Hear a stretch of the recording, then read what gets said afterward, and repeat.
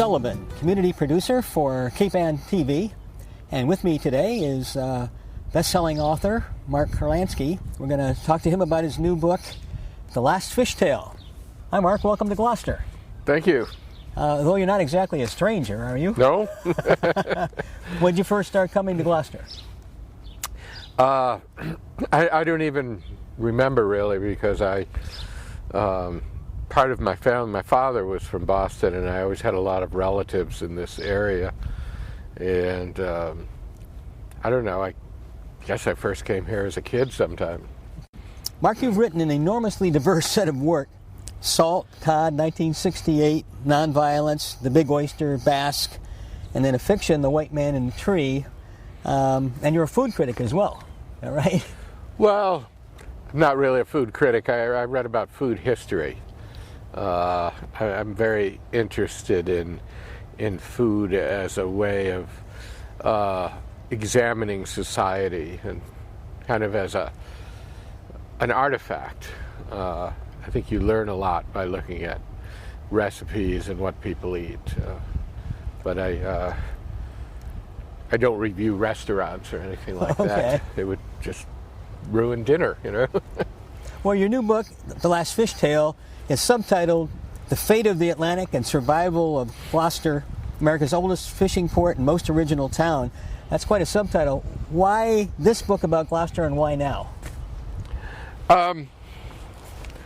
Well, Gloucester is really an iconic place, partly because it's the first and oldest U.S. fishing port, and miraculously, after all these centuries, is still one of the 10 largest in the country.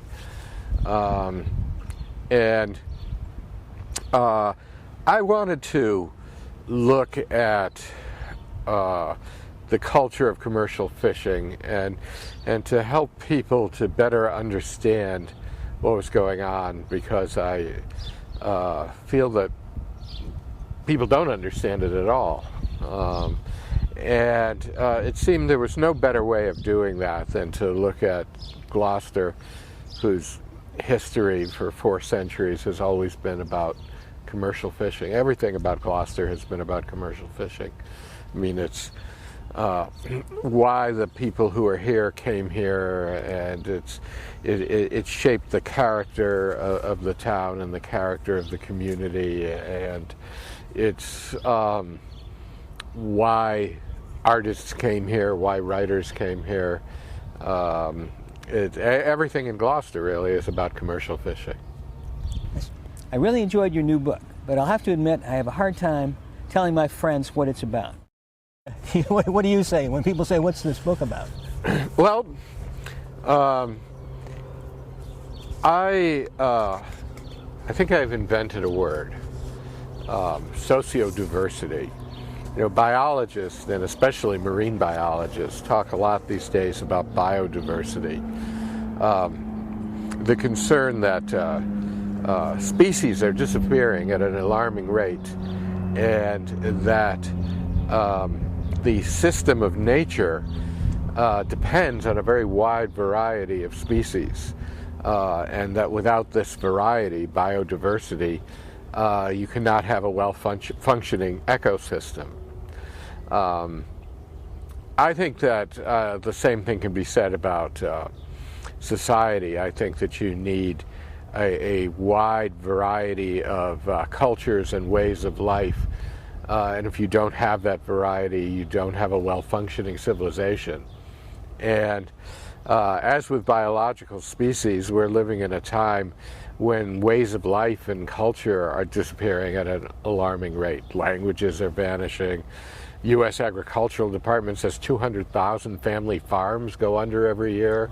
You know, all kinds of things that are who we are vanishing, and one of those things is commercial fishing. And it's important to understand how absolutely critical to us as a culture and as a nation it is to preserve the tradition that defines Gloucester. Well, you indicate in one of your interviews that you were a commercial fisherman. Where did you do that? Yeah, when I was a teenager, I worked on boats out of eastern Connecticut and Rhode Island, fishing in open ocean past Race Point in the summers to earn money for school. This was in the 1960s, before the 200-mile limit.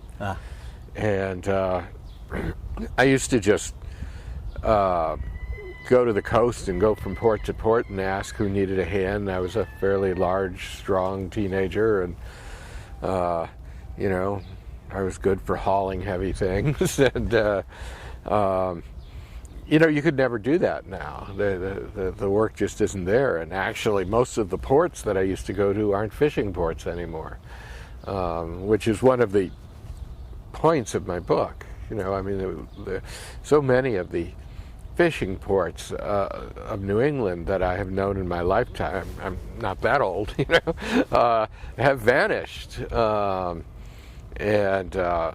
you know, Gloucester, New Bedford, Point Judith are the few survivors. Let's hang on to them.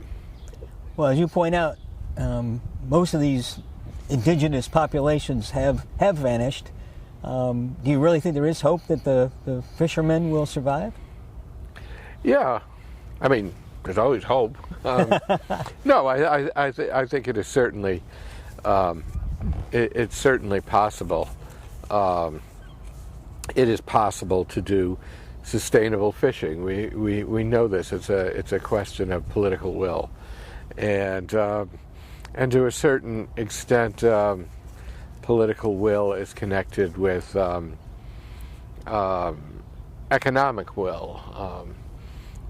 Fishermen have to change the way they fish, and I'm not talking about just the kind of regulations they have now. The regulations they have now make it almost impossible to earn a living. And I hear all the fishermen saying, yeah, right. But there's another part to that.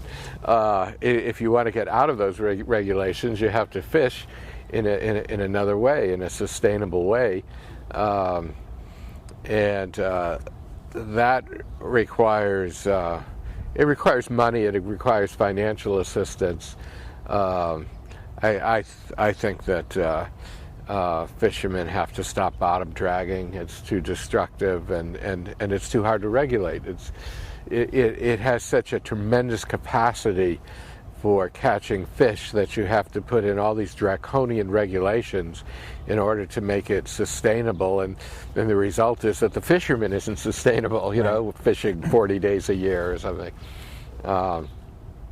So I think that you know, we have to think boldly. I think that Gloucester has a tremendous opportunity because it's a famous place, and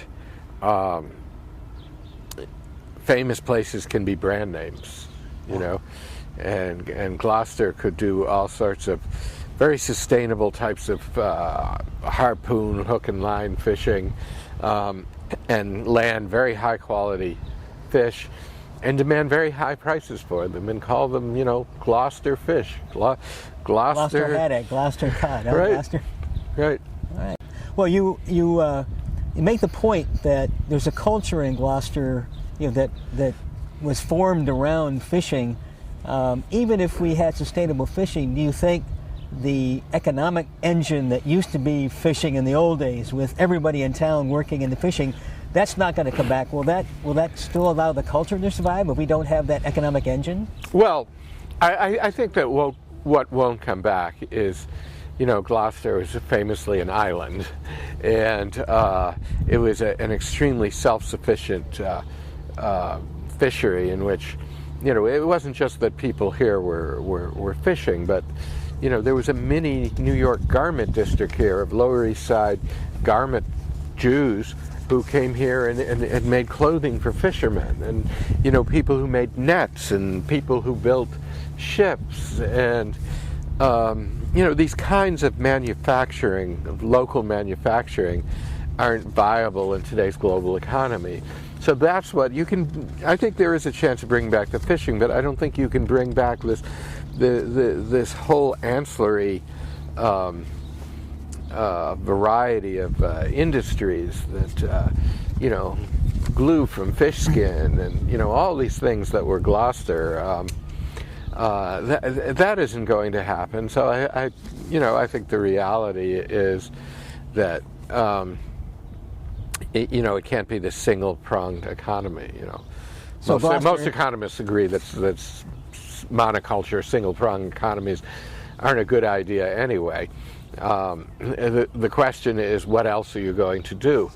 And the big debate here is about tourism and how much tourism to bring in, because everybody around is doing tourism. But tourism is an extremely destructive way of developing an economy, and it's not the only option. Gloucester has a very hard-working, highly skilled, underutilized labor force that could be working in high-tech industries and in all kinds of things.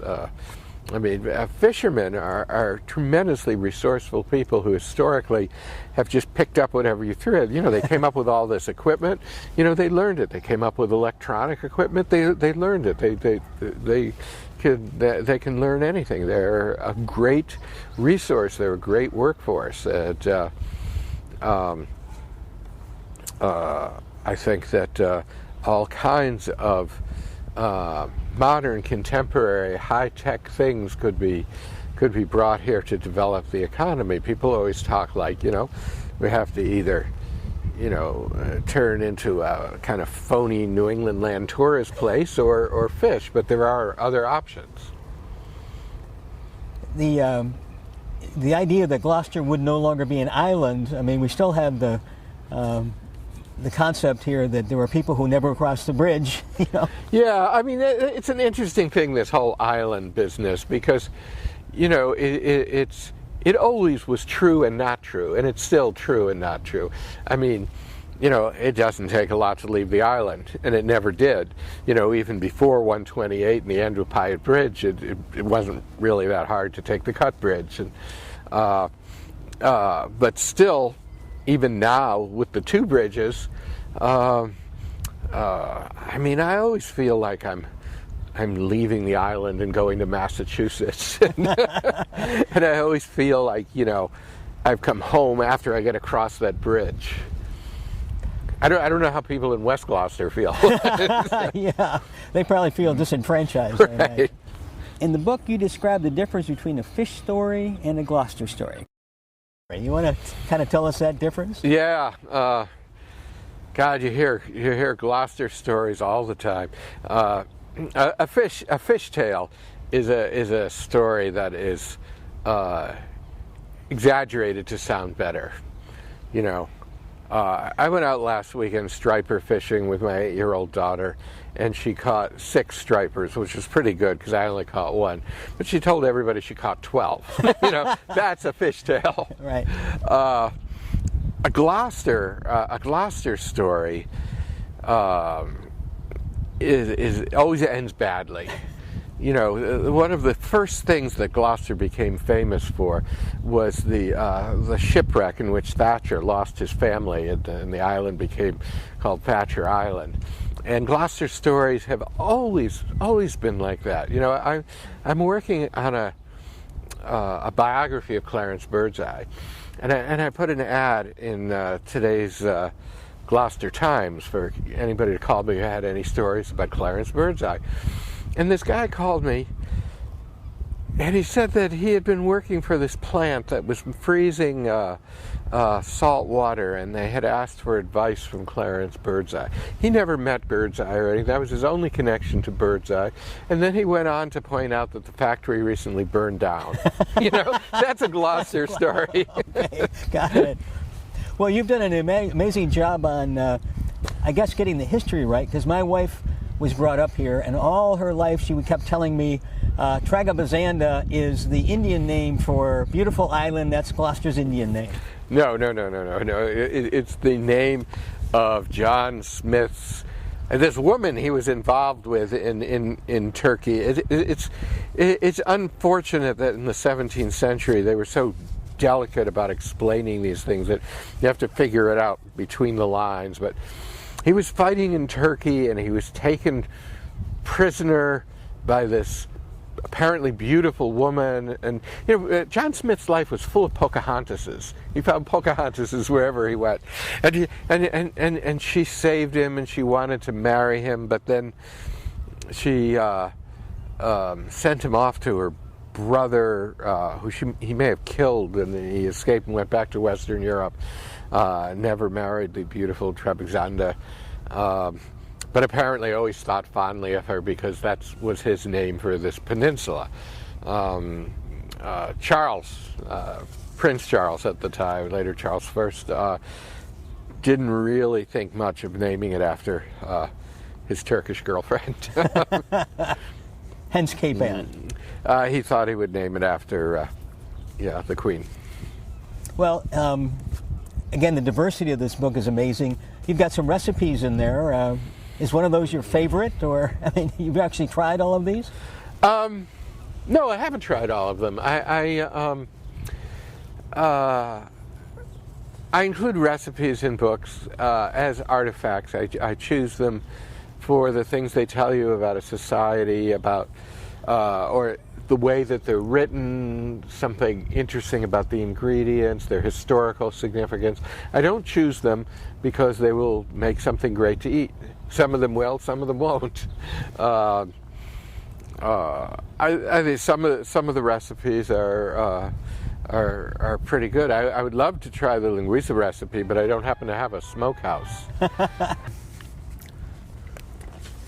Yeah, it's interesting to me, and typical of the Gloucester that I perceive is that you can't get agreement here on the best Italian restaurant or the best pizza or the best anything. Oh, you can't After get 300 years. You can't get agreement on anything here. It's part of the charm of the place.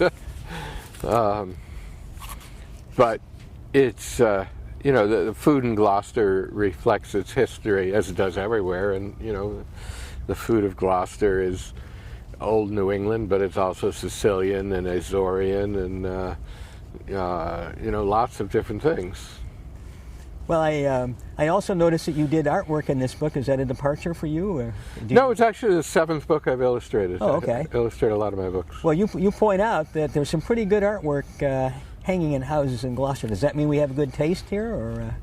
It means that art is very much a part of the culture, that it's not a snobbish, elitist thing as it is in many places, but a genuine part of the way people live here.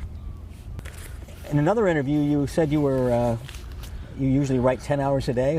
What are you working on now? You got a bird's eye biography, or you do multiple works at the same time? I do. I have that, and I'm also I'm working on a book in the Dominican Republic about a town called San Pedro de Macorís, which is a poor sugar-producing town that has also turned out 78 Major League Baseball players, and more on the way. Wow. So it's, baseball, when you consider that the average Major League salary is $3 million, in a town where some salaries are $2 or $3 a day, you can imagine the impact that baseball is having on this society. That is amazing. How do you find these places? I don't know. I was a newspaper foreign correspondent for a lot of years, and a lot of places, Dominican Republic, for example, I know from those days. Well, one last question. Do your friends in Gloucester think you got it right? What do they think about the book? Well, the local opinion has been pretty much favorable, although they're looking pretty hard for minutia that they can correct me on. For Cape Ann TV, this is Dave Sullivan. Thanking you very much, Mark, for participating. Nice talking to you. I really enjoyed it, and really recommend the book. Thank you.